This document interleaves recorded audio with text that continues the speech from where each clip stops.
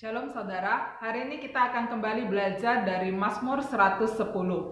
Kalau kita membaca keseluruhan Mazmur 110 ini, tentu kita akan mulai bertanya, siapakah Tuanku yang dianggap Daud sebagai imam dan raja? Kalau kita lihat di ayat pertama, Daud menuliskan, Tuhan berfirman kepada Tuanku.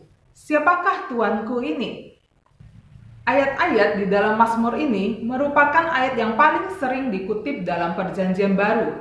Tuhan Yesus sendiri pernah mengutip ayat ini ketika berbicara tentang Mesias di Matius 22 ayat 44. Waktu itu, Yesus sedang bertanya kepada orang Farisi tentang anak siapakah Mesias. Lalu orang Farisi menjawab, anak Daud. Lalu Yesus bertanya memakai ayat ini, kalau Mesias anak Daud, bagaimana mungkin Daud menyebut Mesias sebagai tuannya? Dari bagian Matius ini kita mengerti bahwa yang dimaksudkan Tuanku di dalam bagian Mazmur 110 ini merujuk kepada Mesias. Itulah sebabnya Mazmur ini juga dianggap sebagai Mazmur nubuatan mengenai Mesias. Di dalam bagian ini Allah menetapkan dua hal tentang figur Mesias. Yang pertama, Allah menetapkan Mesias untuk duduk di sebelah kanan Allah.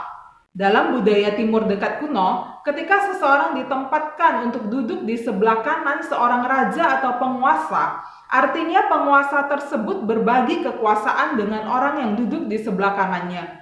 Ini menunjukkan bahwa Mesias memiliki kuasa dan otoritas dan bahkan kesetaraan dengan Allah itu sendiri.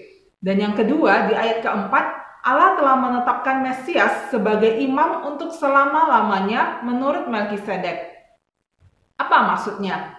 Seperti yang kita ketahui bahwa yang selama ini memangku jabatan imam sebagai orang Israel secara turun-temurun adalah suku Lewi, khususnya dari keturunan Imam Harun. Jadi sebenarnya tidak mungkin bagi seseorang di luar suku Lewi untuk menjadi imam. Sedangkan Mesias adalah keturunan Daud, berarti bukan dari suku Lewi, melainkan suku Yehuda. Namun Allah menetapkannya menjadi imam menurut peraturan Melkisedek. Melkisedek ini adalah tokoh yang muncul dalam Kejadian 14. Dikatakan Melkisedek adalah Raja Salem dan juga imam Allah yang maha tinggi, dan bahkan Abraham memberikan persembahan persepuluhan kepadanya. Ini menunjukkan kedudukan Melkisedek itu lebih tinggi dari Abraham yang merupakan nenek moyang dari 12 suku bangsa Israel. Atas dasar ini, Mesias ditetapkan untuk menjadi imam selama-lamanya.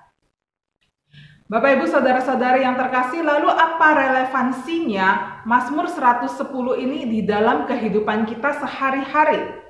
Memang pada masa Mazmur 110 dituliskan, orang Israel belum mengetahui bahwa Yesus Kristus adalah Mesias. Namun hari ini kita telah mendapatkan hak istimewa itu untuk mengenal Mesias di dalam pribadi Yesus Kristus. Dia adalah Raja dan juga Imam. Nah, sebagai Raja, Kristus Yesus sudah memenangkan peperangan melawan dosa dan maut. Dosa tidak lagi berkuasa atas kita.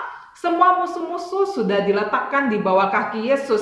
Bahkan Yesus telah mengalahkan maut itu, memberikan pengharapan yang pasti bahwa kita tidak akan mengalami kematian kekal, melainkan hidup kekal. Oleh karena itu, kita sebagai orang percaya juga telah menang atas dosa dan memiliki pengharapan hidup yang kekal. Ingatlah, status kita sekarang adalah orang yang telah menang.